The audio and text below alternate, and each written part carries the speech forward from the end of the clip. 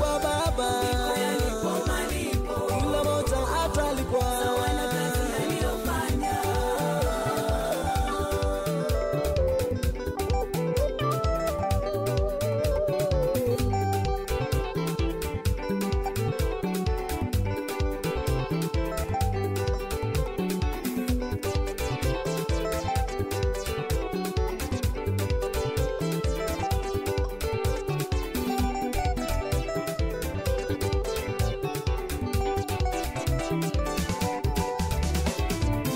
Waliotenda mabaya watalipwa jehanamu, waliotenda kwa hila watalipwa jehanamu, nao waovu watalipwa jehanamu, wanaotukana wenzao watalipwa jehanamu, wanaotenda mabaya watalipwa jehanamu, wanaotenda kwa hila watalipwa jehanamu.